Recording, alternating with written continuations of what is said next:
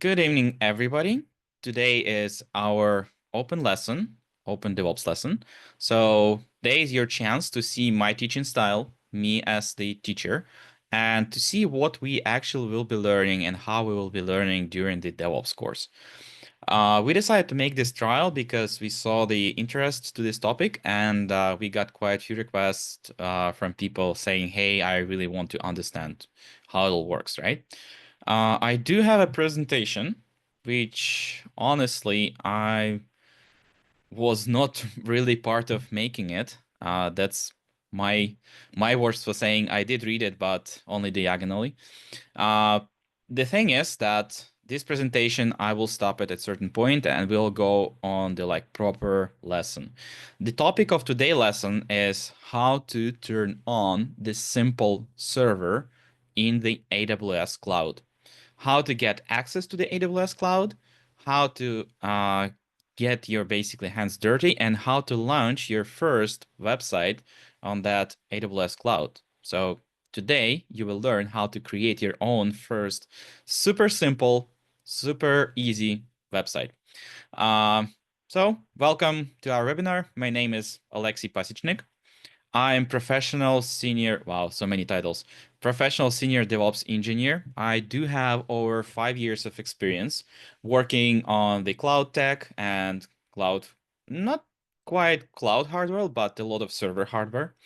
I specialize, well, Kubernetes virtualization, Docker, and much more scary words. Basically, distributed systems, high load cloud resources, high load cloud environments. And I do have a strong background in the AWS, so Amazon Web Services, including engineering and migrating complex solutions. That means that I've worked with a lot of things along my career. Sometime 5.5 years ago, I being exactly on the same spot as you guys, and I'm basically a career switcher. That's something what's not on the slide, but I'm gonna share it with you. And my journey began from the same company which you are attending the webinar from, uh, although it's called not BlackScreen, but BASV. The reason being the BlackScreen is the English-oriented side project of the BSV.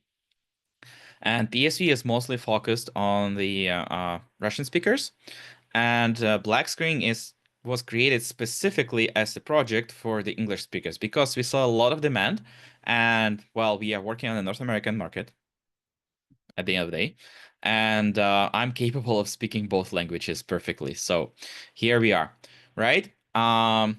So the BlackScreen AI is the project which is already on its second or third season. So you are not the first group. And before that, we had around 6 seasons with the Russian speakers.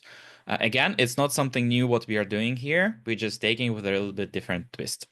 Um, so what's next, right? Today you're gonna have first demo class.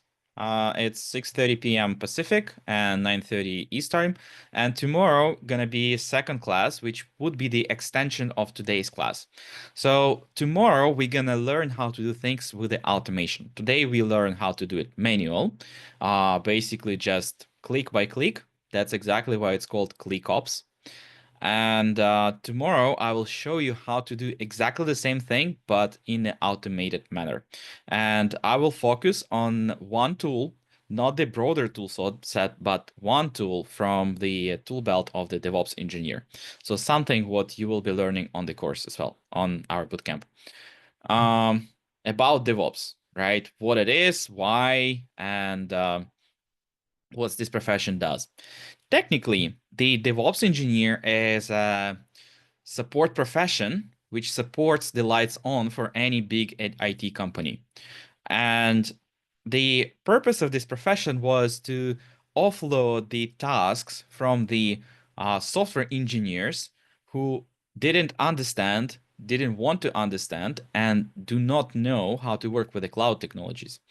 And in the old times, it was the system administrator profession, where the system administrator would come in and set up the servers, would know how to fix the bugs on your Windows machine, would know how to update drivers for your printer, and a lot of stuff like that, right? So DevOps engineer is the kind of similar, but not the same profession. And it's oriented more on the setting up the practices inside the company. The reason being is that DevOps engineer does cloud work. So DevOps engineer set up the cloud, it set up the servers, it helps developers to bring their code on these servers in the cloud.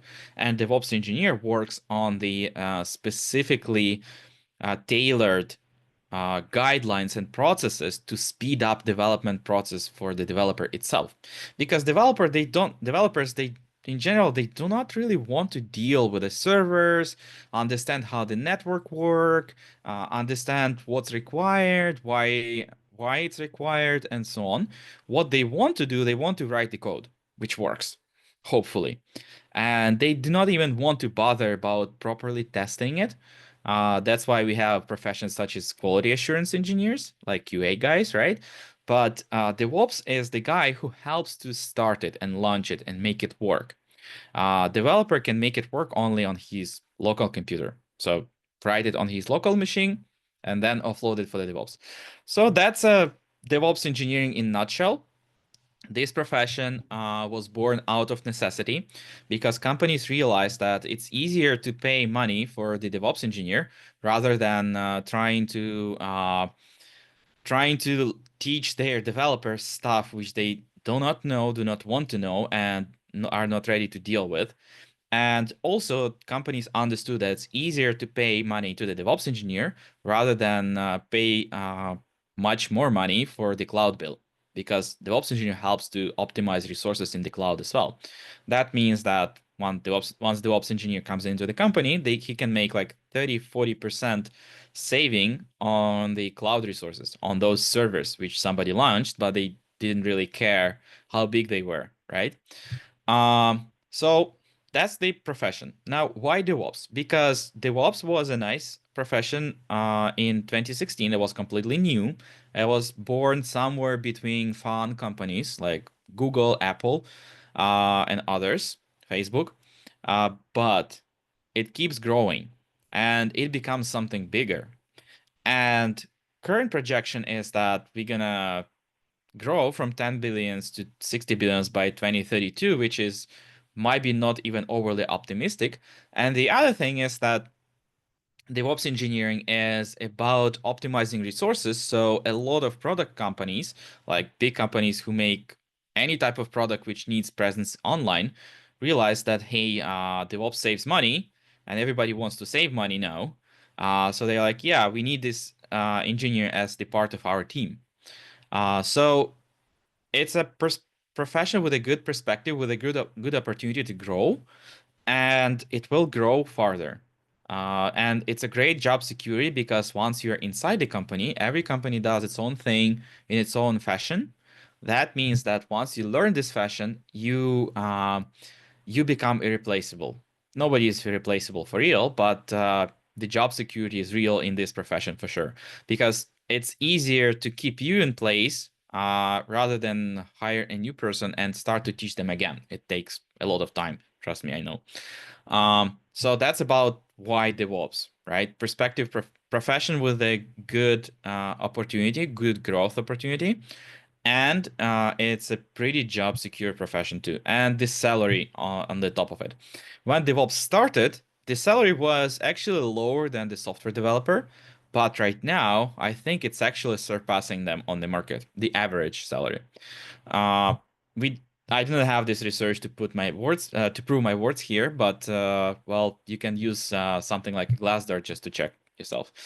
About BlackScreen, right? It's a side project, but it's not the only one project.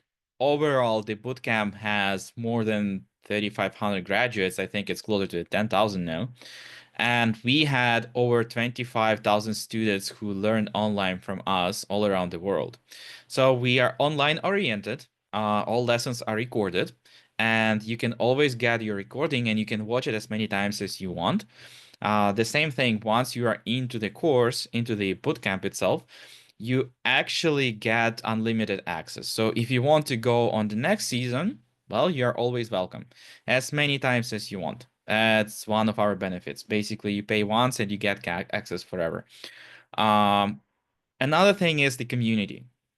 Because it's a pretty big bootcamp, there's a big community of like-minded people who are kind of going over the similar journeys along the way. So what that means you can always come back and ask questions. We don't have stupid questions here. Like anything you ask is considered to be normal, and if it's related to the topic of learning, right? And you will get professional support and sometimes people who left the bootcamp 3, 5 years ago, they are still active in the chats in the community. That means they can bring their own take on the question and they can answer it and give you the best guidance. Again, it's one of the big benefits, honestly, and that's what helped me 5.5 years ago when I was on my journey, basically not to lose my steam and not to lose my will to actually switch professions. Uh, by the way, my background is industrial refrigeration engineering, so I do have a master's degree on the heat energy transfer engineering, officially confirmed here in Canada. And I switched my careers because I realized that, well, all of this is fancy and nice, but I don't want to really be the HVAC guy until the rest of my days. And IT was something what I was always passionate about. Um, our graduates review, right? The same. If you go on the website, you will see a lot of active links. Here, those links are not active. It's just the pictures on the slide, technically. I'm not gonna open them for you, but we do have a lot of feedback from the real life students. Those are not generated. That's not the AI. That's not any sort of. Well, I mean, you can try to find if it's AI generated and just give your feedback through the front page. I would be really curious to see if somebody would find the AI here. So those are completely real people. Those are not actors, and we have way more videos than this confirming that the school is legit, the community works the way it's supposed to, and well, in general, the people are happy, and they did find the great job opportunities after they finished the course. Um, so the graduates work all across the board, all in all of these companies and more. There are big names like Microsoft, Oracle, Meta. Um, well, honestly, after the course, you would be able to compete for the senior role, but you would need to invest your time and effort into it. And nothing is impossible. That's again totally legit stuff. You can ask more questions and references for these guys who actually work there, and you will get the contact so you can actually talk to people who are there. Um, who can become a DevOps engineer, right? That can be any person. Honestly, me personally, as I'm a career switcher, I seeing a lot of things in my life, and I do not really care what's your gender or age or whatever. What's important for me is that you need to be detail-oriented individual. You need to be hardworking and invest yourself in the learning, and you need to be able to think logically and combine the facts and material I will give to you. Uh, Also, sometimes it's required to be a team player. It doesn't mean that, again, you just need to be that person. You definitely can learn how to do it during the course. And DevOps engineer, it's a profession which would require communication with a lot of teams across the board once you're in the company. And that is the profession essentially as the glue to all other teams because you are helping them to move faster and more efficient. Why and what you will understand once you take in the course and once you're gone through it. I teach my students how to do it and how to collaborate on the lessons. Our bootcamp is essentially structured the way that we do a lot of practical work alongside the theoretical knowledge. So it's not simply I'm giving you the theory, reading it from some spreadsheet or whatever, and we go from there. Uh, the way how the bootcamp is structured is that we combine the practical knowledge with the theoretical, and that's exactly what's going to happen today. I'm keeping you on the hook, I know, but I really want to go through the presentation and then we'll start the actual lesson. Um, DevOps participates in a lot of stages of development itself and pretty much on any layer of the company. plan, code, build, test, deploy, operate, and monitor. Those are the most important steps of the software development cycle. And the reason why we do participate, because we provide the underlying hardware level for the developers to be able to run it. And as you see, there is even test. So we constantly work with the quality assurance, and we are involved in the operate and monitor. What's interesting is that any of these stages can become its own separate career path. So once you learn the basics of the profession and you start refining your skills, you would naturally choose which way you want to go. If you like more deploying software, you will become the platform engineer. If you like more the operate and monitor, you will become the SRE engineer. If you learn more, if you want to work more with the code and plan, you might be software architect. It's really up to you at the end, but for now, we are focusing on the broader skill set, but you need to understand basics. That's exactly the idea. Well, standards, industry standard tools, it's pretty much uh, typical tool set for the any mid-size org today. The big orgs, they do use customized tools, so they might not be listed here, but the big outliers which everybody uses are Kubernetes, Docker, Terraform, GitHub, and well, cloud, any cloud provider, right? I intentionally skipped some of these tools because Jenkins is no more the one of the most common tools. It's giving its way to the GitHub Actions, but we learn Jenkins on the course. Once you understand Jenkins, you will get all of the rest of them. Ansible becoming obsolete step by step because everybody switches to the Docker, and many more because we didn't mention something like Prometheus, Grafana, Datadog, monitoring tools, and so on. Salary. This is the average.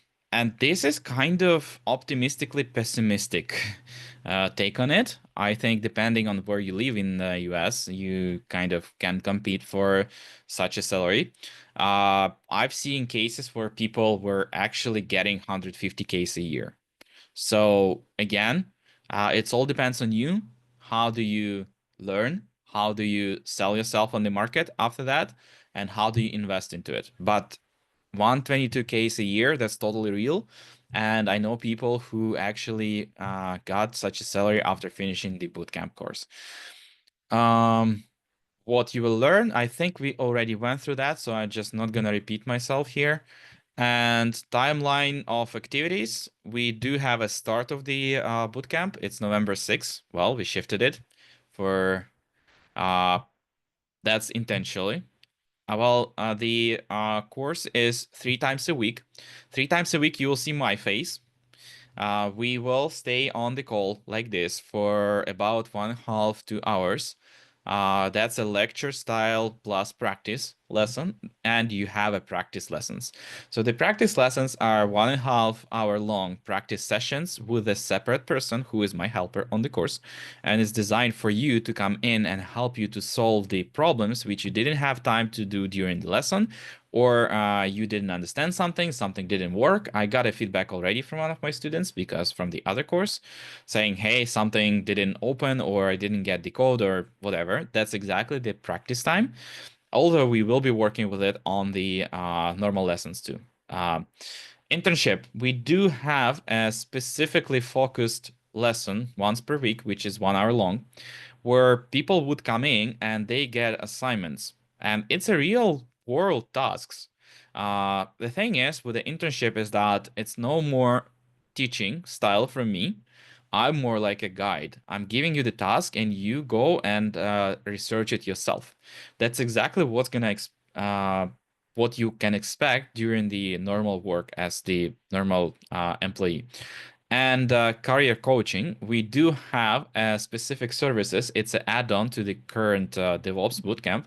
Uh, the conversations and real life teaching lessons separately with the recruiter and with the HR person. So they actually provide you the pieces of knowledge, how to structure your resume, how to update, create, work with your LinkedIn, how to speak on the interview, and back and forth. And at the end of our DevOps bootcamp, I'm doing 3 lessons where I combine everybody and we actually do the interview. So interviewing my students. Uh, that was the volunteer lessons. So if you do not feel comfortable, you don't have to do it. I would just pick on certain students, but that helps you to understand what is expecting you on the actual interview.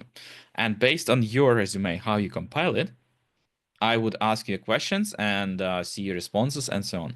Because the actual interview is totally different from what you can get at work. Interview is a separate stream of activities, and that's why I'm trying to prepare you the best as I can.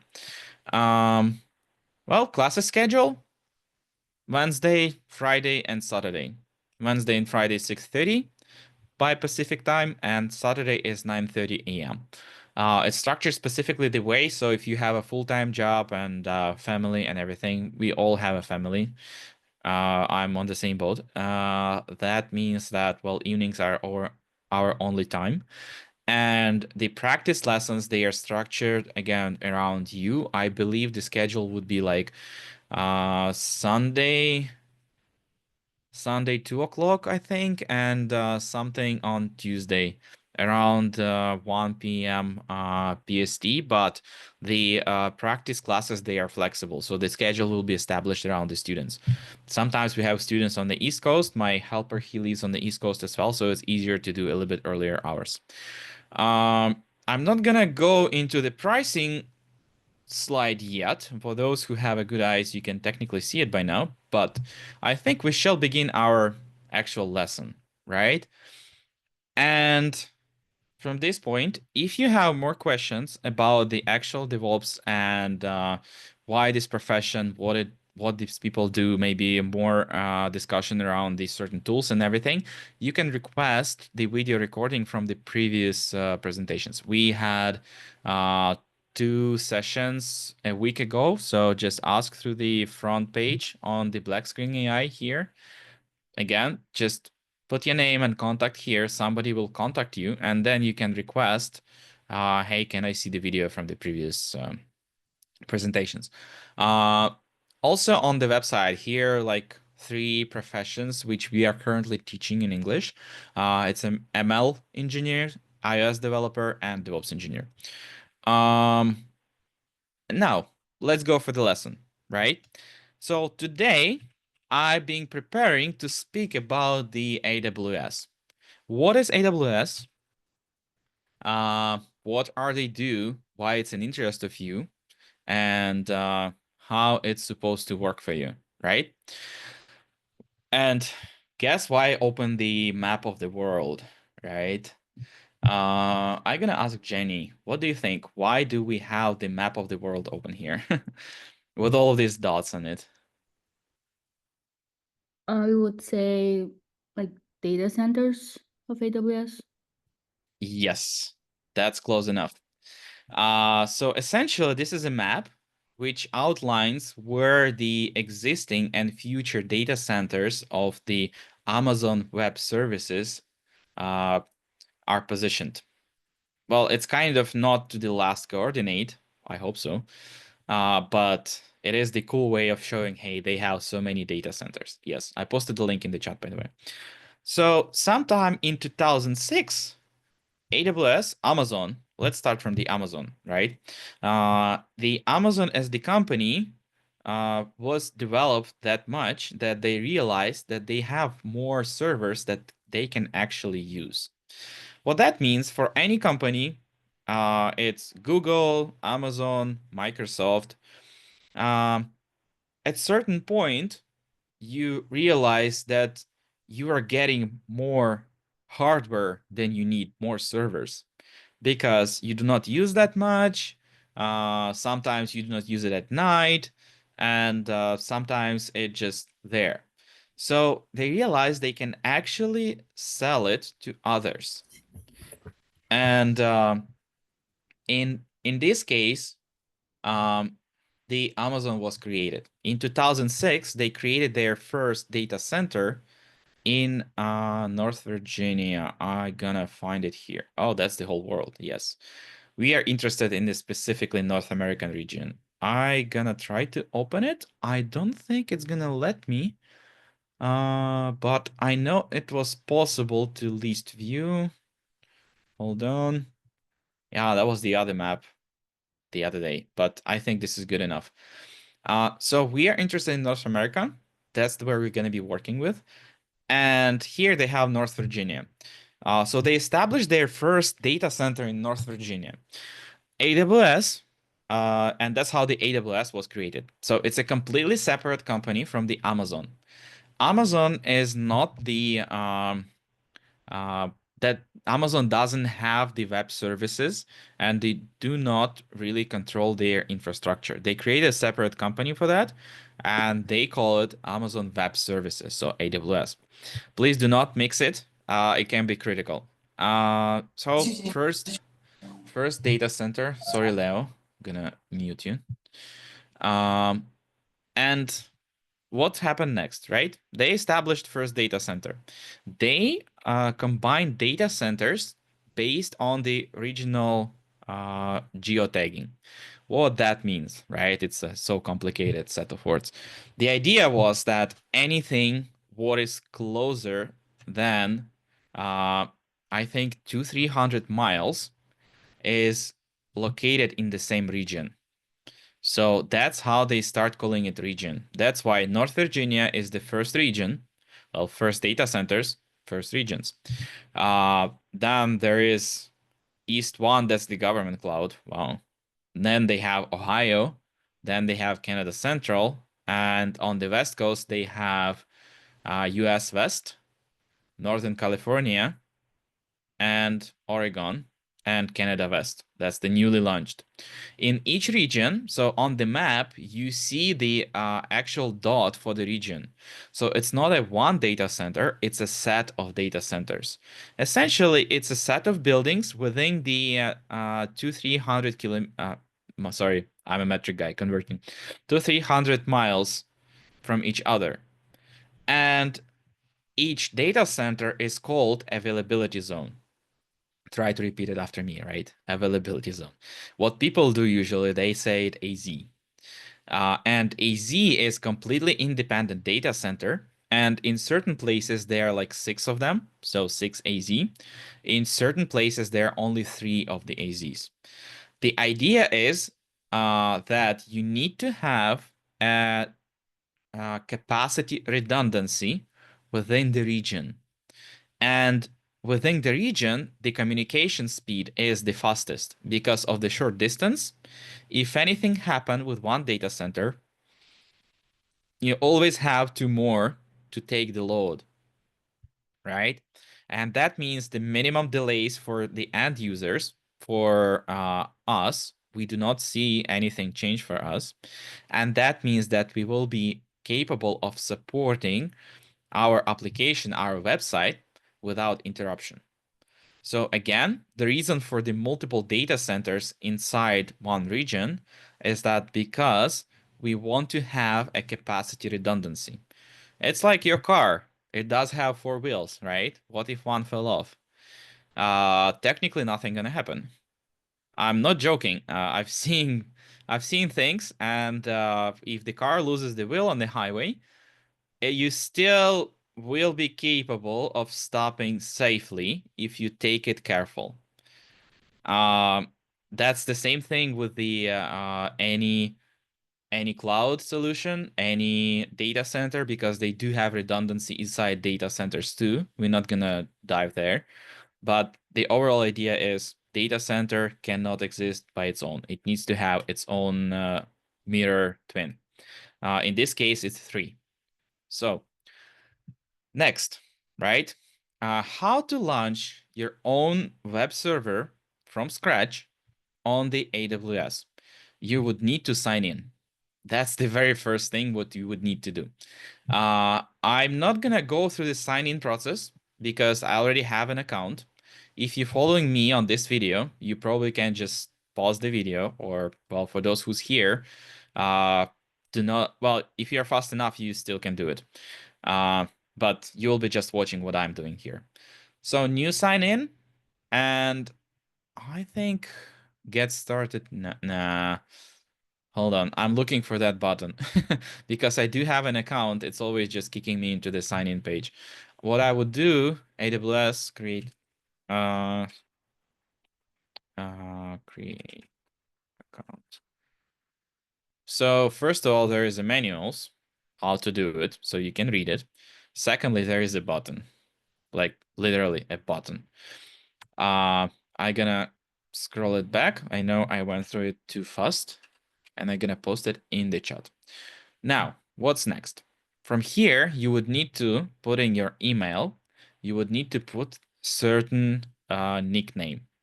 I used my own nicknames here. Once you click the verify email address, it would send you the code with the verification, right? Then you would go through the steps. One of the steps is require you to put you in your credit card. Do not worry, AWS doesn't charge you, but they will take $1 and return it. That's their way of verifying that credit card is legit. If you want to play with this after this lesson, you can always get the prepaid credit card, and this site accepts it. So like put $10 in there for the experiments. The reason being because AWS give you access to the enterprise level solutions. That means once you have created an account, you get the same access as any big company who use the AWS. Exactly the same. That means that you become responsible for resources which you launch. And that is the interesting topic to discuss. Today, I'm not going to focus on it, but along our course, I teach and show my students how to create resources safely and how to work with the account in the safe way and how to harden the security of the account. So in case somebody tries to steal your password, nobody gonna get access to it. That just in case, right? But it's part of the security. On today's lesson, well, one of the prerequisites is that, hey, you need this account. Either you're going to use your credit card or you're going to use the prepaid option, which I just mentioned. It doesn't matter, but you need to have an account. Once you have an account, you would need to log in as the root user.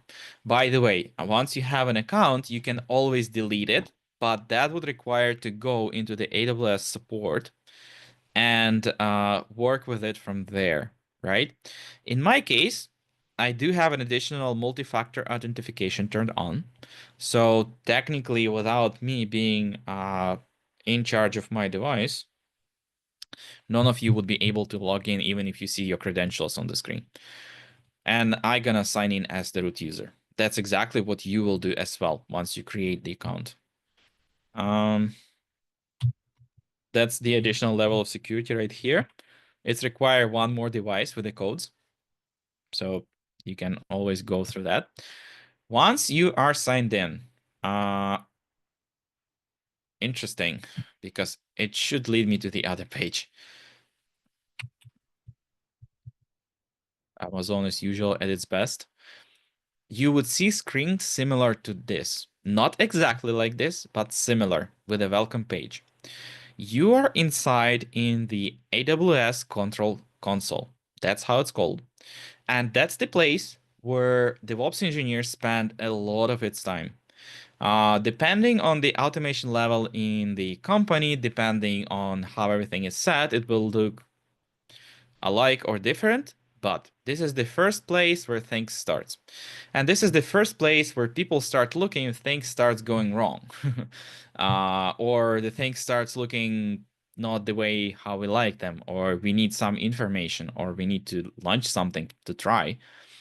So we work on our bootcamp with a lot of services from this account. I'm gonna mention a few today because, well, that's a one lesson. It's a pretty short session, and I don't want to get you bored. But we're gonna work with the EC2. EC2 is the place where we create, work, align, manage our servers, instances. In the language of the AWS, those are instances. So server equal to the node, equal to the box, equal to the instance. It doesn't matter how you call it. In general, it's easy to instance. The other place which we will be really looking on the beginning of the course, and then it will be place for you to control your spend on the cloud. AWS provides certain free resources which will be enough for our course to kind of just work with, right? But if you decide to try something for yourself, that will be the best place to monitor your spendings. And AWS provide tool which is called Cost Analysis or Cost Explorer. And here you will be able to see your account consumption. The thing is, my account is pretty expensive. And because I'm teaching the course, I'm using it for my training sessions for the people I like to work with and to demonstrate certain things. So as you see, it was costing like what? I think 40 cents per day, and it went up to $1.50 and then went down. The reason being is that because I had a lot of things turned on here, and I just did the webinar on Wednesday as well, another webinar lesson, where we turn on certain things, and I had the specifically dedicated server running for some other of my projects. So currently, it came down to $30 or $60 per month. But that's my account. In your case, you will have zero spends.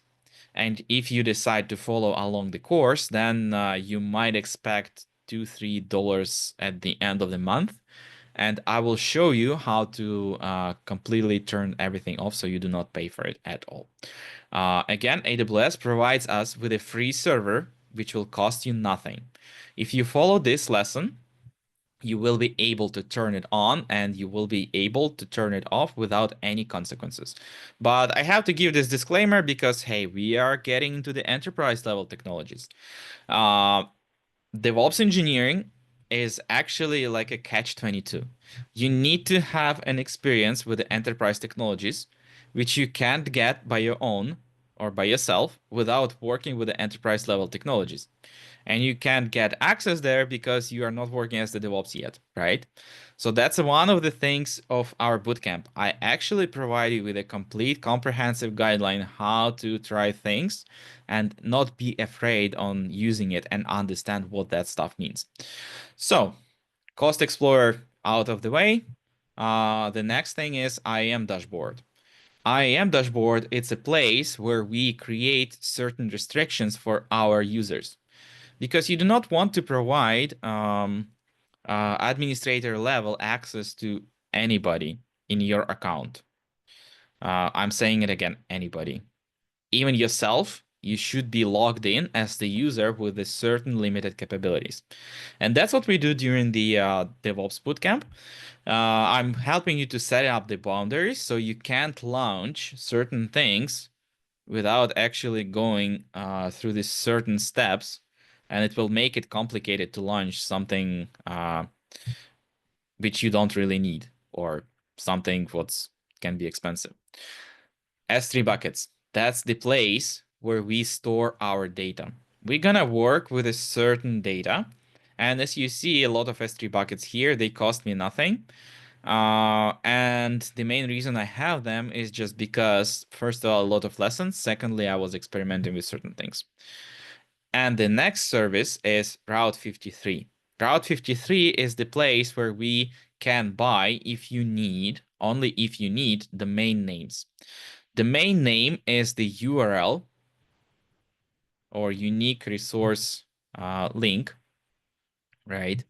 Uh, which you can buy from the cloud provider. It's actually, again, super cheap to buy some stuff like this. It cost me $13 a year, and I have my own website. It looks ugly, by the way. Yeah, it does. I have to revamp it. But then it provided me with a stuff like this. I have a Pacman application, for example. You can also kind of just click on it and play, even now. It should be active. We have Tanks application too. So that's like Nintendo Tanks. And that provided me with the place where I can link. So I can tell the people, hey, I have my own website. Nothing fancy about this. But It's again great learning experience, and it's an enterprise level of access. And if you show it, trust me, some folks will be impressed on the interview. Because if you did already that thing, then you definitely know what you're talking about and what you're working with. So that's pretty much all in the service department. And from here, we're gonna dive into how to create your first server, your first server, or how to launch your first instance.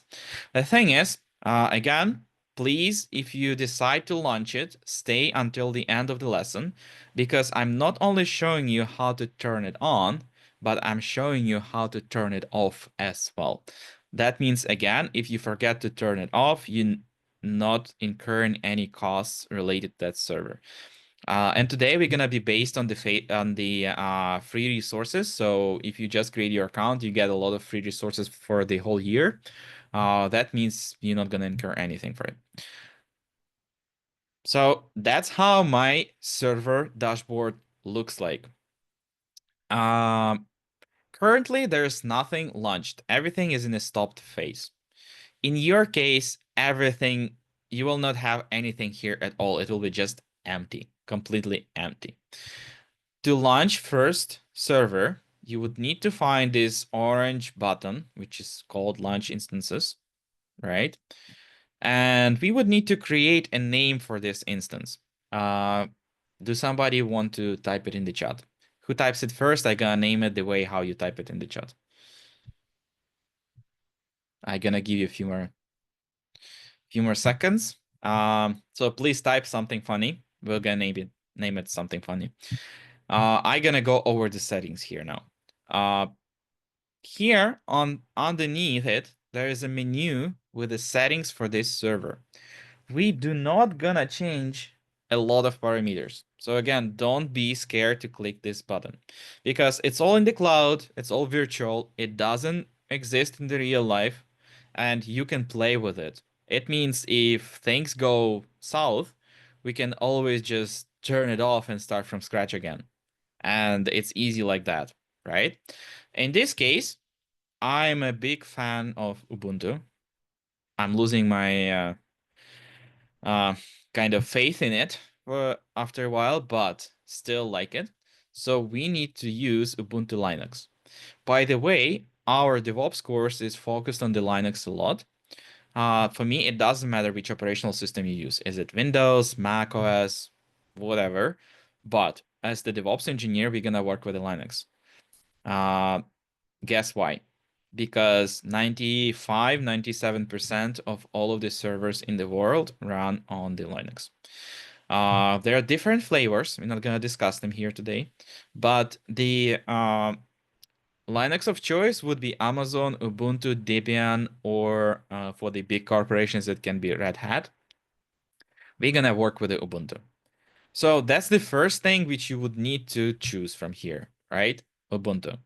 I don't see any takers in the chat for the name of the server. So hey, I'm gonna name it myself. Funny server version 1. Let's name it like that. Why not? I can do here whatever I want. It's my account. I am having the God mode. So why not to have a little bit of fun with it, right? So from here, you would need to choose Ubuntu. Just click on it. This is enough. Next thing, rest leave default. So do not do anything with it, right? Instance type. That's exactly the type of the server which you want to create.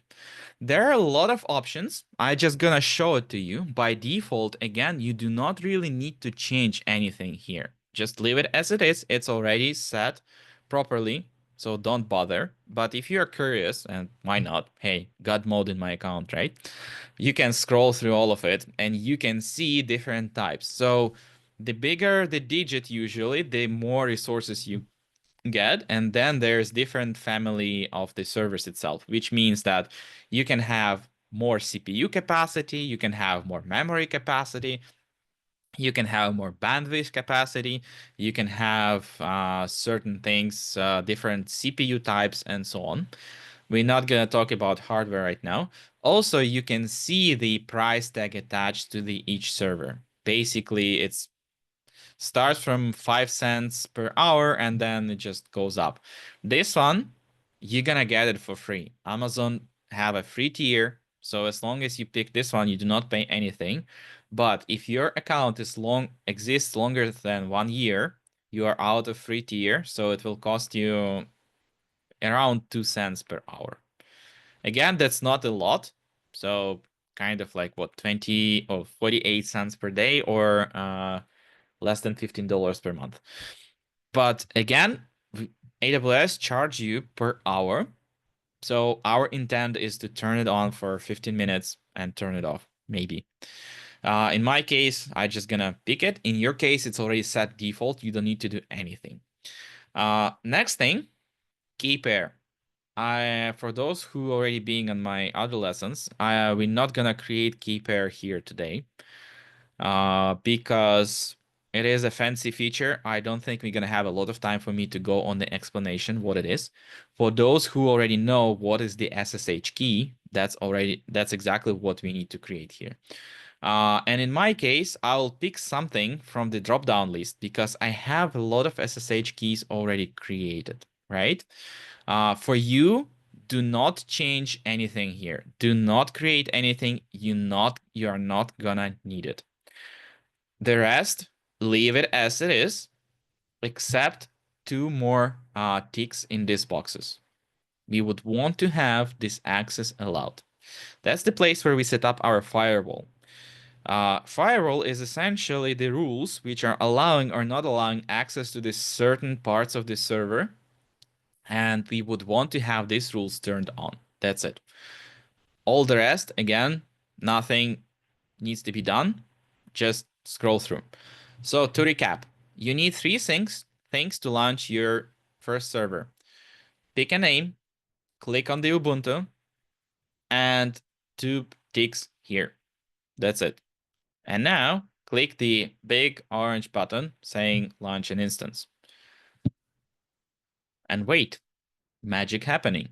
Now, your server does have the ID. ID is a unique number assigned to the server once it's launched. It's a unique across the whole AWS, and it's clickable. So you can click on it and it will open your personal server. Or you can find it if you go back into the EC2, right? If you click on the EC2 instances running, you will see there's your server. If you do not see it here, maybe you need to remove this filter just by clicking the cross. Done, right? Now you have a funny server v1 with a certain AD, which state is running, and status check is initializing. I wouldn't really bother about the status check because by now the server is loaded. Essentially, the status check means that you turn it on, but it's not completely loaded. So similar to your laptop or personal computer, you press the button and it shows that it's booting up, but it's not booted yet. The same here. But this status check takes like 3-4 minutes to update. I don't think we're gonna wait that long, and it's not necessary. And essentially, it will change to running. You will see it. Now, how to connect to this server, right? Because, well, we launched it. Now what? It doesn't make any sense for us, and it doesn't do anything for us, just another server in the internet, which does nothing. So we would want to have additional software installed on it to be capable of creating the website on it. So you click on the ID, it's clickable. From here, you click on the connect button.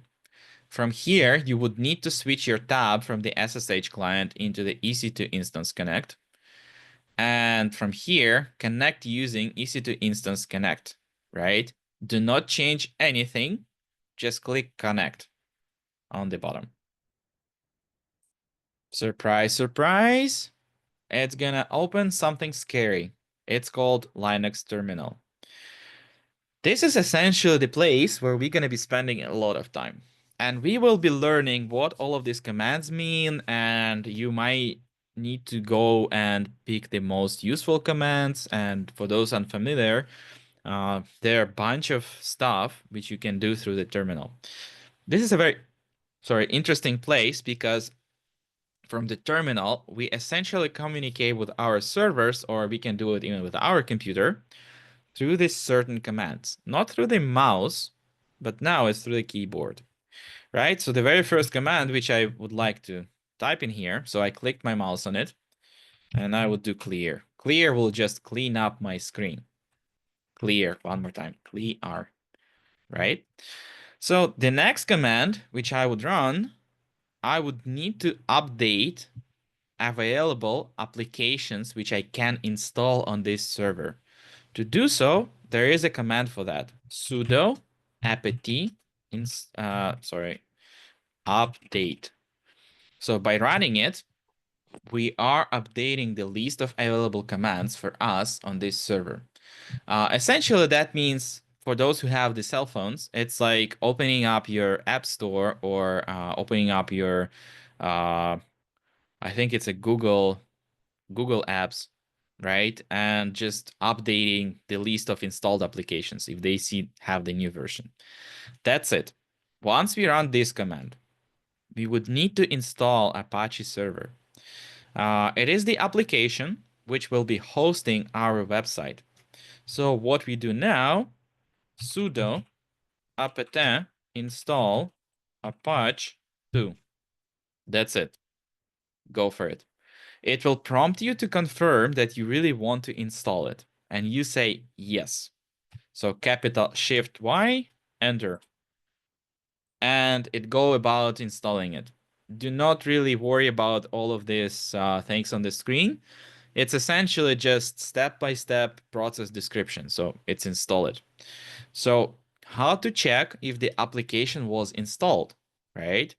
We need to call a special system application, which does control of all of the installed and launched things on the server. Again, if you're running Mac OS or Linux, it's exactly the same through for your computer. And you can do things similar on Windows, but they use a little bit different commands. In this case, I want to check if I installed the Apache, right? So Apache, yeah, sorry, my language. Apache 2 -- version. That is the simplest way to see if the application was installed. And in this case, it says, hey, you have an error. Interesting, because I know that I install it. Yeah, so minus version can be written in the short format as well. Some applications, they do not accept the long format of the command. So in this case, I use the short one. It's the same minus version, but in the short command format, which is -v, right? So Apache 2 -v. Yeah, my language. If it returns something like this, that means you successfully install it and it's ready to be launched. How to check if we launch the Apache? Again, to clean up my window, I type in clear, right? Sudo systemctl, so system control, Apache status, Apache 2. That will return something like this. And that means that my Apache server is active and it's running. That's what I want to check. So essentially, I told my server, hey, tell me please if you have this stuff installed and launched. And yes, it's confirmed. Yes, it's installed and launched. So next step would be to modify. Actually, the next step would be to check if it's working, right? How to check it? You can go back to the previous tab, right, into your instance. And here you would see auto-assign public IP. That's on the tab of the instance. It's right there. Or here, it doesn't matter. It will be the same. You can copy it, those two squares are copy button, and paste it in the browser. And the browser will tell you, hey, this is not safe. Do not worry, it's your own server, so you can proceed. And once you go there, you will see something like this. If you see this welcome page, that means the Apache was launched and it's running. You can go there in the chat. I post the link. For those who created yourself, okay, that's your simple test. If you see this page, then it means it's up and running. Well, that's not everything. Because now we're gonna go where? Best guess? Anthony? Any ideas?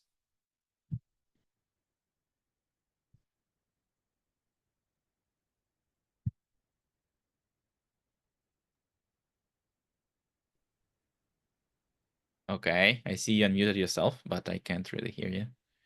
You can't hear me? Now I can, yes. Perfect. Oh, I don't know where we're gonna go next. The server's up and running, so I assume you're gonna install the software on it. So you'll Right. go back to AWS console. I need a web page for the server. Oh, I think And you can that get them and that was online, a Halloween yesterday. free, I gonna post a free, link in the chat. free Uh online. y Oh, ChatGPT. Yeah, ChatGPT. yes. Okay. Yeah, and I make it public link. So it's a simple chat GPT request. Hey, create me a Halloween page. I'm not joking. Hmm. I posted in the chat. Please save this link if you can. Or just click on it, open in your browser, and leave it there. I mean, so you have reference for the chat GPT. So you don't need to type it again, right? Hmm. Or yeah, watch the video. You can type the whole long abracadabra in the browser afterwards. But that is our simple HTML page. As you see, DevOps engineer, I do not really bother of creating it myself because it would be too boring just to go through all of that. It totally makes sense. Create it automatically and just reuse it. So I copy code from here. The next steps, right? We have the basic page. What I want to do, I want to come back into the terminal and run command. Uh, Hold on, because I want to reference ChatGPT. I already forgot where the actual here. Hold on. This is the page. Yes. It references something like this. This is the path to the directory where the page is. So I'm gonna type it. I'm gonna type it in the terminal. I want to delete it. So rm var www, and I think it was HTML. Yeah, HTML slash index HTML. You can either type it or click tab, it will auto expand it.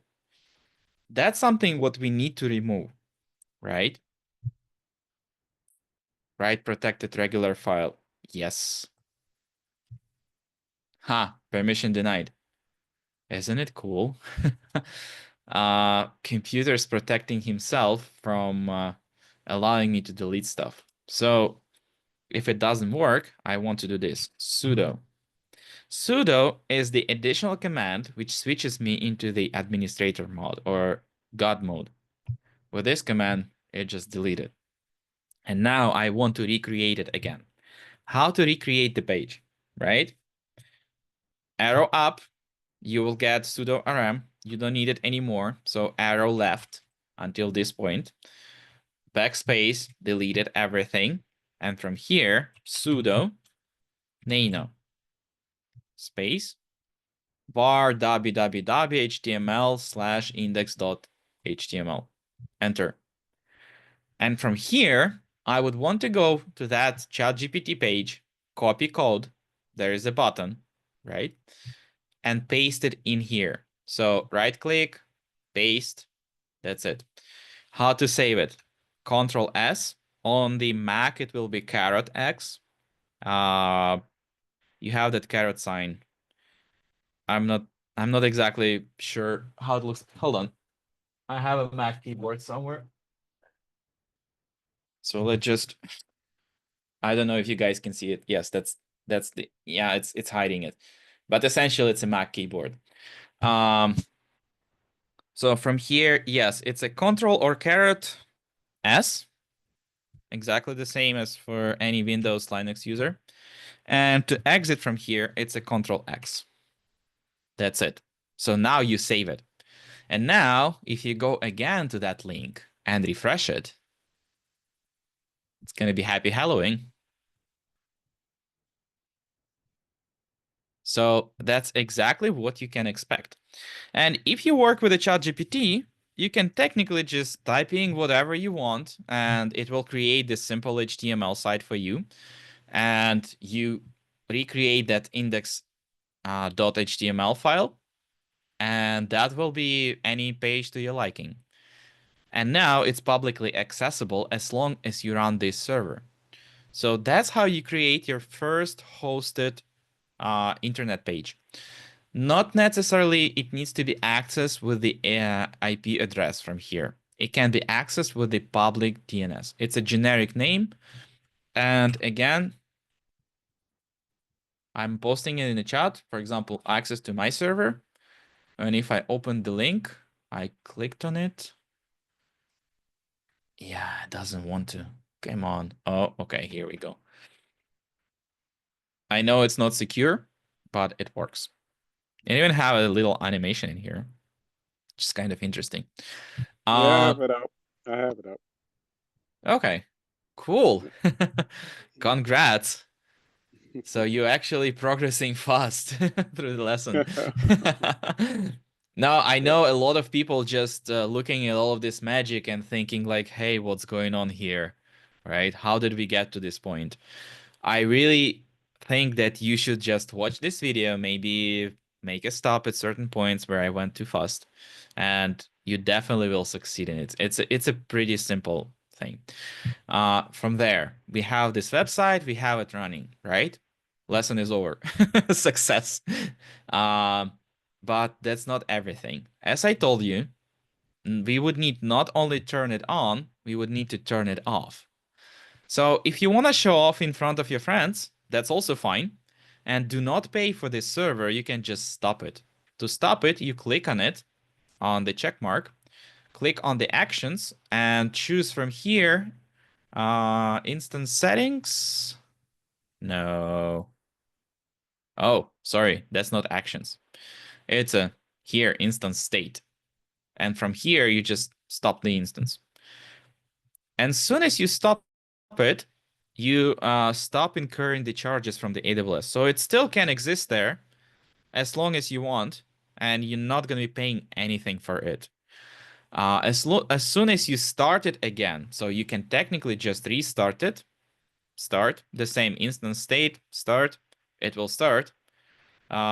You will start incurring hours for this server, and depending on your account, if it's new account, you're still not going to pay anything. If it's longer than 1 year, then you start paying for it, like what, 1.5 cent per hour.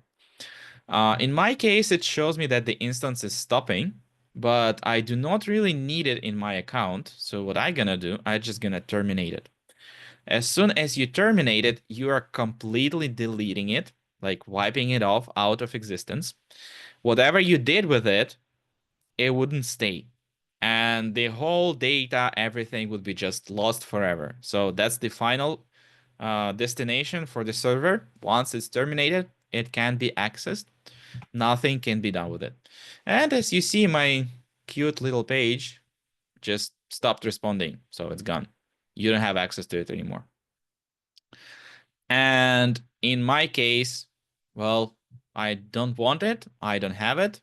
That's it. Done. Now, if you really want to close your account, right?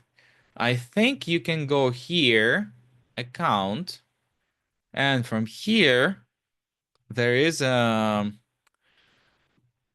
are certain settings where you can just say, hey, delete my data. Oh, here's the button, close account.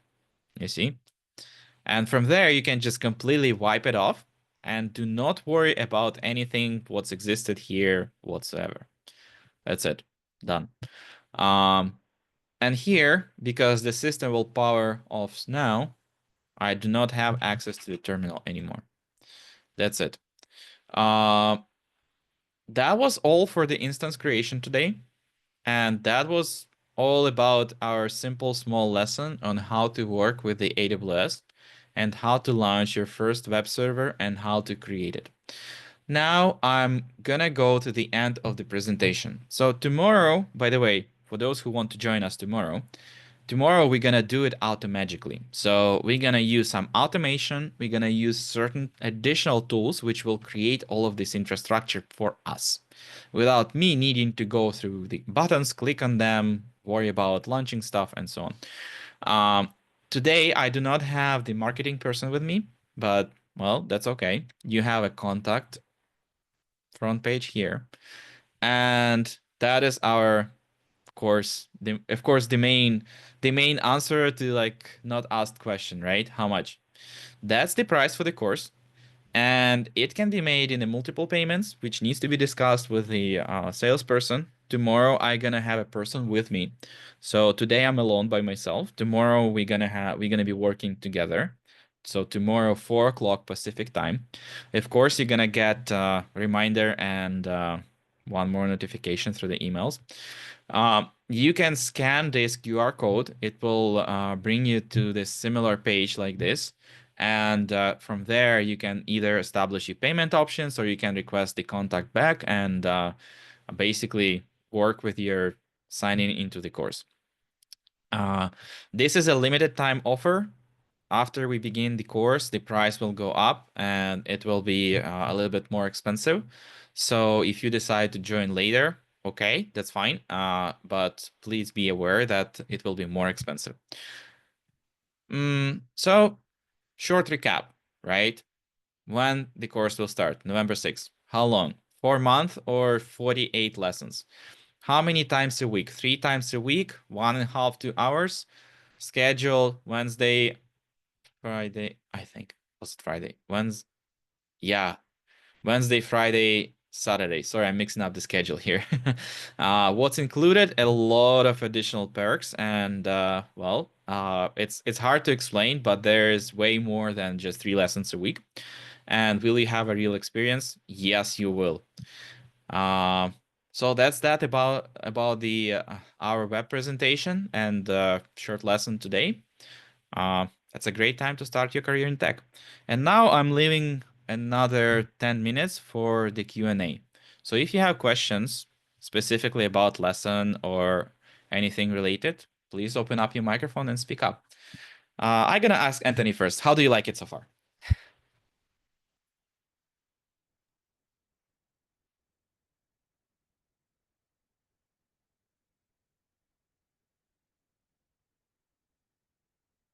No sound yet. I see you open the microphone.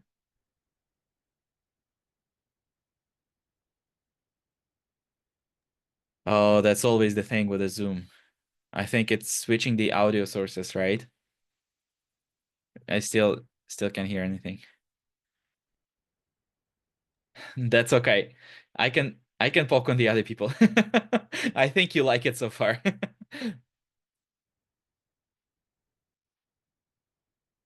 Yeah, I see you open the microphone, but I don't hear you.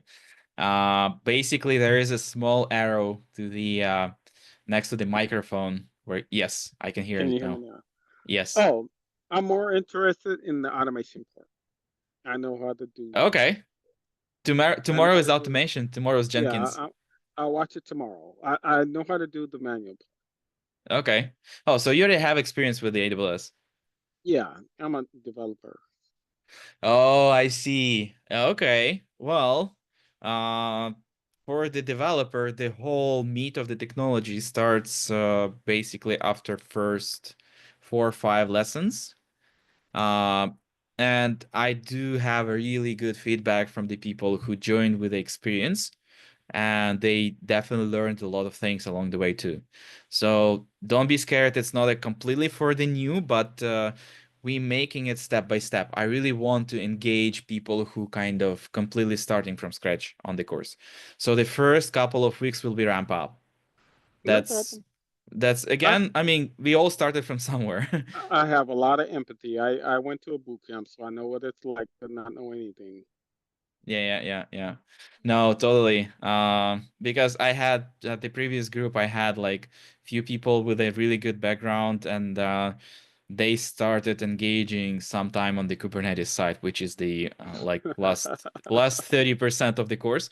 But still, they told me, "Hey guys, I learned so much just going over the simple stuff because now I have understanding what exactly I'm doing." Like, okay.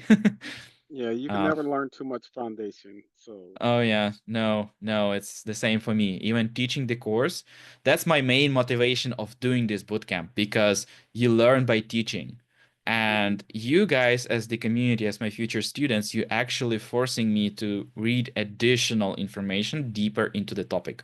So I can actually provide more knowledge in depth myself. Again, that's not my first time. I keep finding some fun things along the way, so trying to make it interesting. But thank you. Cool. A- See you tomorrow. Anyone else? Yeah, thank you. Anyone else? Yeah, I have a question about the key. You know that I'm trying to open up an account and I'm not getting the code to my Uh, email. I gonna make a fake account tomorrow, specifically Mhm. on the beginning of the lesson. But Janara, you are the part of the other group, so I think we can take it to the other group. We're gonna Okay. meet with you tomorrow at 6:30. Okay. So yeah, I definitely gonna work with you guys. Okay. Anthony, by the way, we just started the other group like a couple of weeks ago. So there are people from the other group, but yeah, that should be fine. No, I was Uh, testing myself actually. If am I like to be able to understand in English more than okay. Russian. That's why Oh, I I see. see it today. Yeah. Okay. Well, whatever is easier for you, I guess. It was Okay. interesting actually. Okay. Well, now you know how I speak in English. Yeah. No, it's uh not about you. It's about myself testing no, I myself. understand. Yes. Yeah. Yes. Any more questions? Any more comments?